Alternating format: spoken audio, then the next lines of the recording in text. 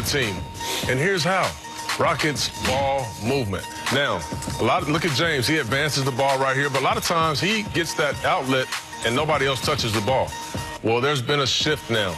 Look how many passes they make. Chris Paul gets into the middle of the paint where he can obviously knock down that shot, but swing. And now you get it to James when he can ISO real quick when the defense can't come and double team. They move in the basketball. That's 7 passes on one play. We haven't seen them do that. Now you look at multiple efforts defensively. You look at the switch right there. Now you look at Eric Gordon coming over to help right there. Nice job by Manimal taking away that baseline pass. PJ helps him. James helps him. And now Chris does a good job of contesting without fouling, and they collect a rebound. That's 7 efforts. And the Beard, the most interesting offensive player in the world. He gets in his bag right here. Now, if all else fails, just give the Beard the ball. And he can go get you 60 on any given night. So the spirit of this team has changed with them just being not only cohesive, but sharing the basketball and being unselfish on both ends of the floor. Okay. Sharing basketball. That's why James got the most dribbles in the league history. Yeah, and you've seen 7 passes right there. He did show you that. That's a team high. Wait, that's what they've been doing lately. If they're going to threaten the league, if they're going to really pose a threat to this Golden State Warriors team and then moving on after that, would you rather see a team that has Harden scoring 40, 50, even 60 points, as you said, or the more balanced option? 40 points plus. This is what, when they're at their best. This is what they've been doing all year. This is what the team system is. This is what they're accustomed to. The team is 17-6 when he scores 40 plus. Do you know what they are when he scores under 40? The team is only 18-17. So right there it tells you they're a better team when he's out there getting buckets. These finals MVPs know this as well as anyone. What you're able to do in the regular season, what you're able to do in the postseason are way different. And so you can get away with that ISO ball, leading the league in dribbles, and all of that stuff. But in the playoffs, teams are going to lock in. It's the team dynamic. You got to swing the ball back and forth like Chauncey just broke down. Chris Paul has to be a factor. When they were at their best last year, like both of these guys were flirting with 10 assists on a nightly basis. The Manimal has really helped them out a lot, Kenneth Faried. But I think James Harden has to rely on the guys around him to make the game a lot easier. I just don't see how you change your style of play once the playoffs start, though. This is how they play. Well, I want to throw the standings up there as a reminder. The Rockets right now, a game out of third, along with Utah, hottest team in the conference over the last 10 games, including 4 straight wins. And they, just like their opponent today, 14-1 odds to win it all, 4th best in the NBA. Jalen, Denver's had a great season, a little sluggish lately. You've got OKC, who's lost 4 in a row. Paul George, a little dinged up. Right now, how would you rank this Rockets squad? I think the Rockets and OKC are the 2 teams I give the best chance to upend the Golden State Warriors or take them to a long series, because they both have 2 savvy veterans that they can rely on. Each team has an MVP, and then obviously you have Chris Paul and Paul George now playing at an MVP level. So I trust them in the playoffs. For the Nuggets, to me, it's going to be a lot to do with home court advantage and matchups if they're able to possibly make it to the conference finals. Mr. Defense, you're the Celtics today. On defense, what do you take away, or what do you try to take away from the game? Well, you have to show James Harden some different coverages. First of all, you have to trap him sometimes. You have to sometimes just run a guy at him. He ISO. Sometimes, a lot of times when he gets trapped in a pick and roll, he just won't call a pick and roll. So he'll ISO. And if that happens, you have to fire a guy at him, which means just run a guy at him, no matter where that guy's coming from, just to make him think something different. Because as Paul said, when he gets 40, you're in trouble. You're in trouble. And he can get 40 on any given night. Not let him get 40. Seems simple. SportsCenter tonight on ESPN after LAFC Sporting Kansas City with Steve Levy and John Anderson. Breaking down the NCAA field from top to bubble. Moments from soccer's opening weekend, MLS. And Antonio Brown reveals how his relationship with the Steelers soured. Oh, I think we know. SportsCenter, 10:30 Eastern on ESPN and the app. Coming up, Kyrie Irving is the most clutch player in the league. But is it more style than skill? Scoop Jackson gets all caffeinated.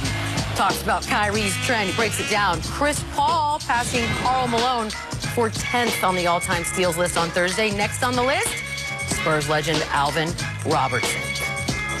He had a mean dice game. May or may not be old enough to remember a character called Mars Blackman.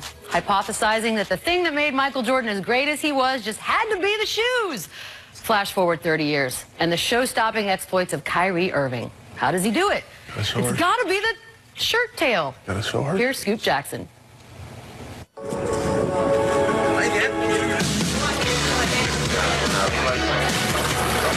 How's it going? What can I get for you? Double espresso. Sure.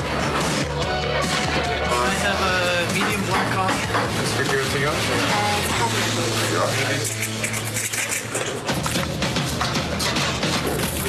What the?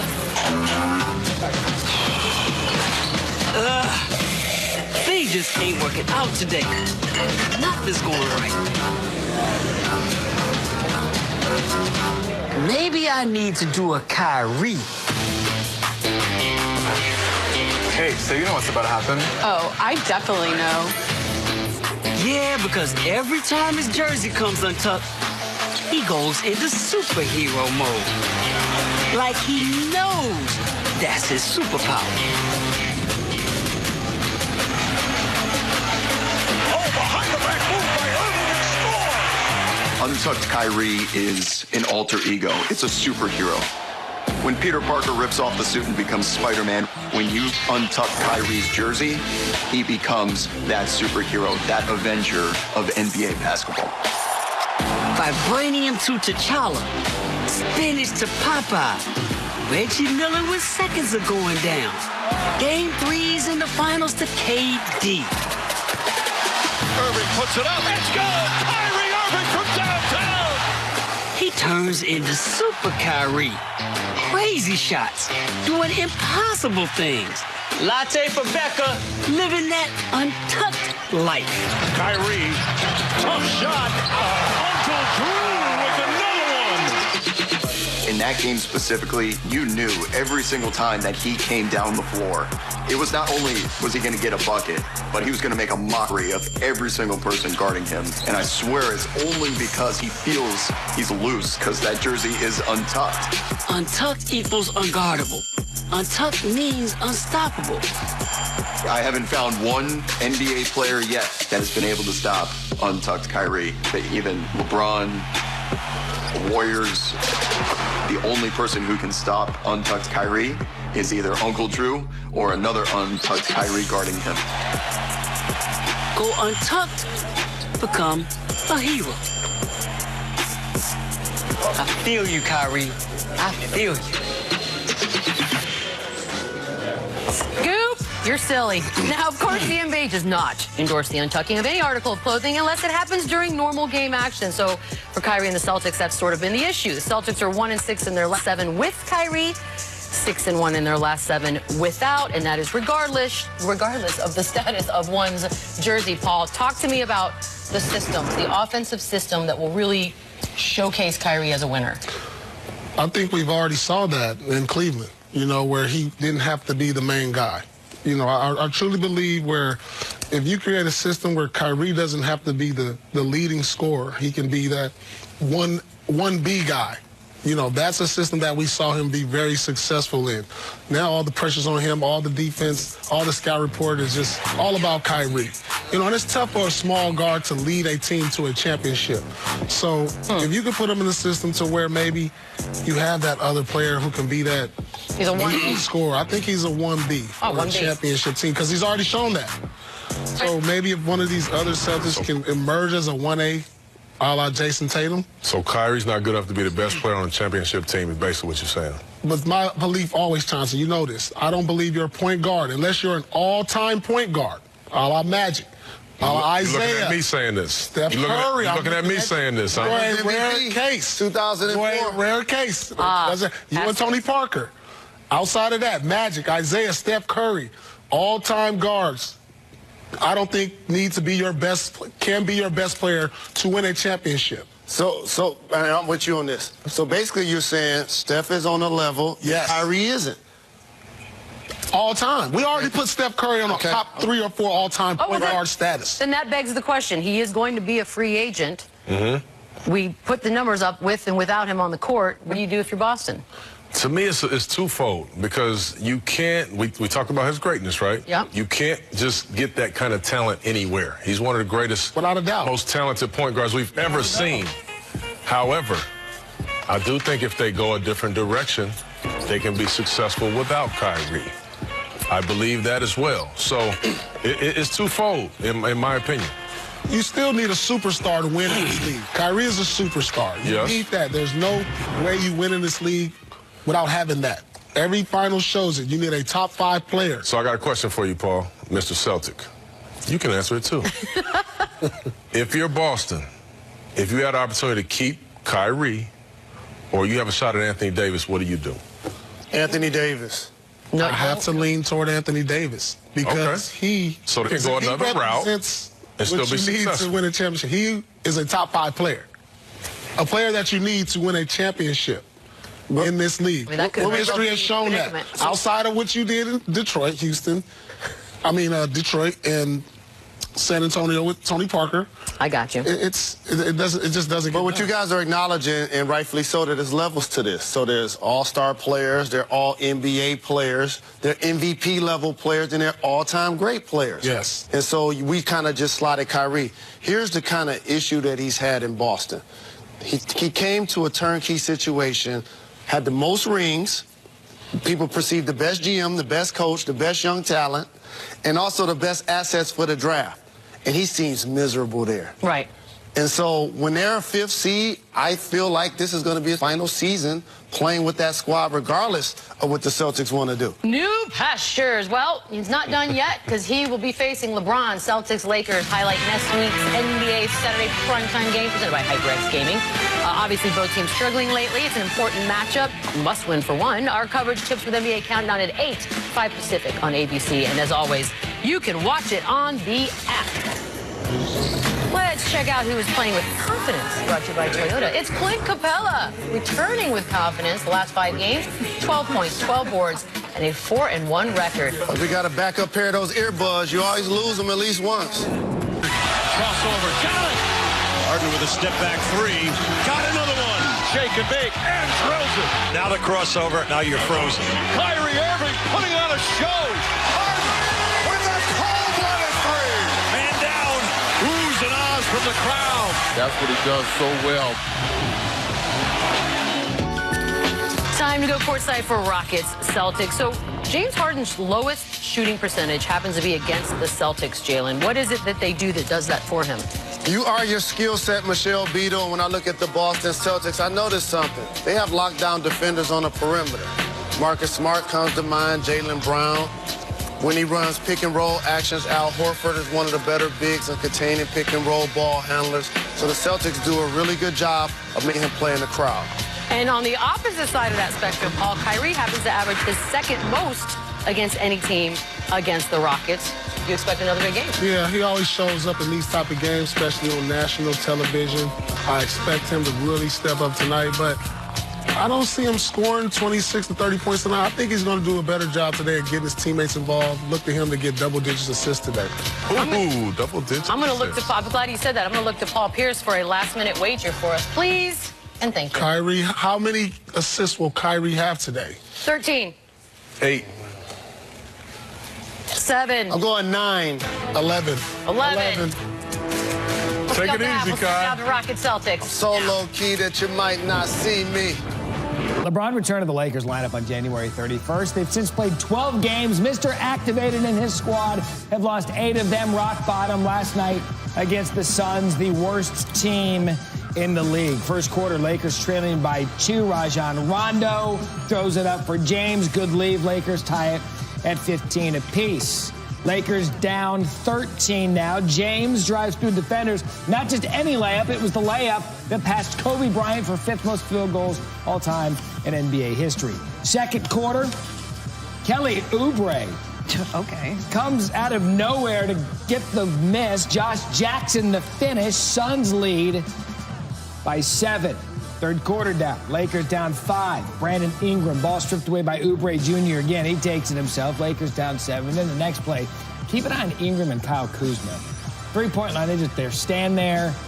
Then they just stand there again. And then they watched DeAndre Ayton with the finish. Ayton said after the game, it was a fun game. I'm going to sleep well tonight. 26-10 for Ayton.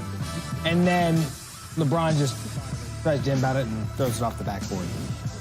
Maybe that was the low point of the low point. But here come the Lakers. Trailed by 19 in the fourth quarter. Went on a little bit of a run. James knocks down the 3. Lakers within 8. In fact, from the 6-minute mark on, Lakers went on a run to get them within striking distance. Here's James again. Lakers pull within 3, 27 points, 9 rebounds, 16 assists. So down 5, 47 seconds left. LeBron at the line, misses the first free throw, missed the second one. The Suns beat the Lakers 118-109. Dave McMenamin, what happened? LeBron James was at a loss for words after this one. On the one hand, he told me he knew what he signed up for by coming to the Lakers. In the next breath, repeating his stance that young players don't know what it takes to make a playoff run. It's all perplexing right now. Hey, listen, obviously we needed this game for obvious reasons. And we wanted to play well. Just unfortunate with the opportunity that we've had, and we haven't been able to seize the opportunity. I'm not here to harp on, the negativity or the negative. We had opportunities. We could have played better here. We could have played better there. I mean, that's been throughout the whole season. It's been throughout the whole season. But, right now, it's a tough loss. We need to be better. We need to be a lot better.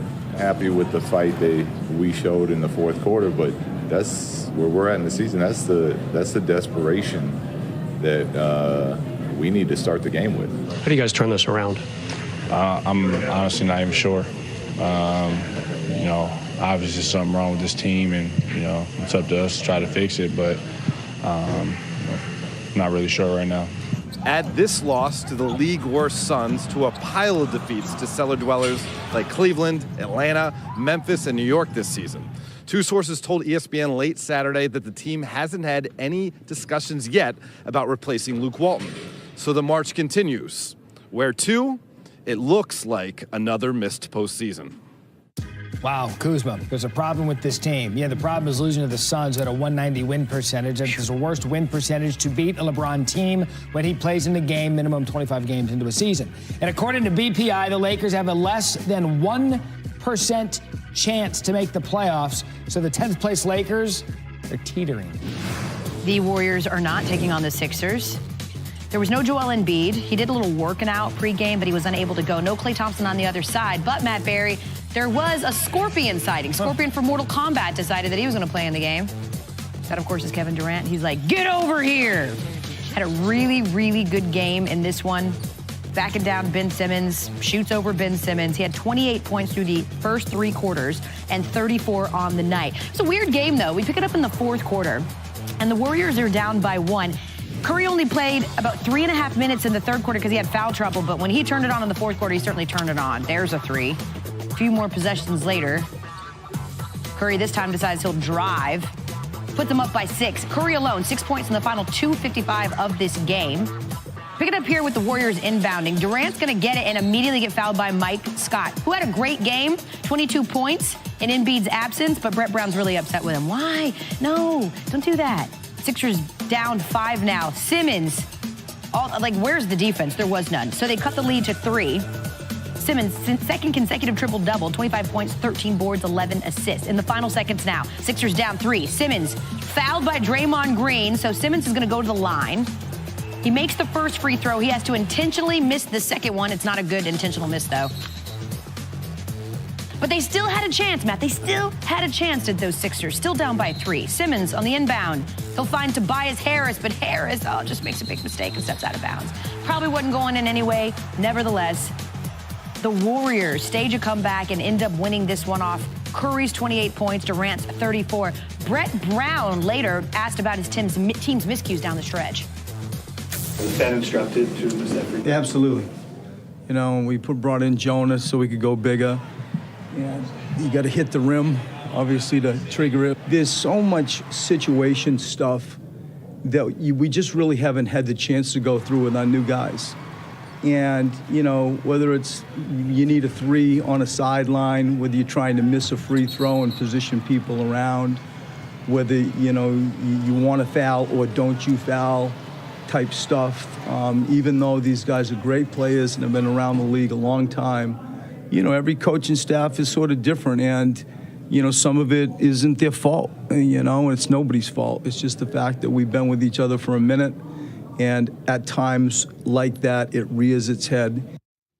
Rears its head quite a bit, actually. Sixers have had a lot of issues closing games out, really all season long. In the final 5 minutes, when they're tied or ahead by 5 or fewer, only the Nets have a worse net efficiency rating than Philly does, at least among teams currently in the playoff picture. You know how teams always try to downplay wins right now? Yeah. Not the Warriors last night.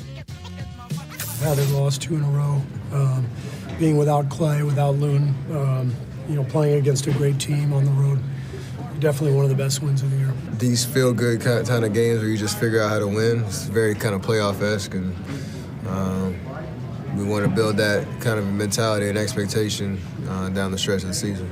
A lot of teams kind of racked up on the East Coast, and it's going to be a battle in the playoffs. I'm looking forward to seeing it. We got our work cut out for us on the West side as well, so who knows? It's up in the air this year.